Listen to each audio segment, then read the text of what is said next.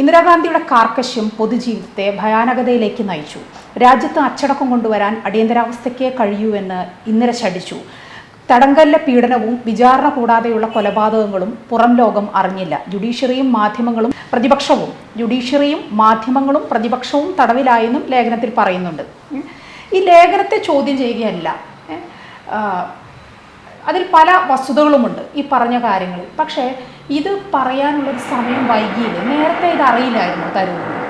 അദ്ദേഹം ഒരു പർട്ടിക്കുലർ വിഷയത്തിൽ കോൺഗ്രസുമായിട്ട് തെറ്റാൻ തുടങ്ങി. അത് ഈ പറയുന്ന നാഷണലിസവുമായി ബന്ധപ്പെട്ട വിഷയമാണ്, ഓപ്പറേഷൻ സിന്ദൂറുമായി ബന്ധപ്പെട്ട വിഷയമാണ്.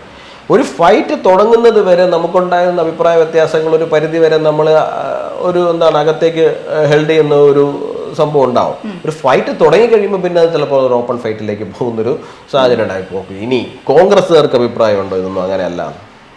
ഞാൻ ചോദിക്കട്ടെ, ഇപ്പോൾ വി ഡി സതീശന് അഭിപ്രായമുണ്ടോ അടിയന്തരാവസ്ഥ നല്ലതായിരുന്നു?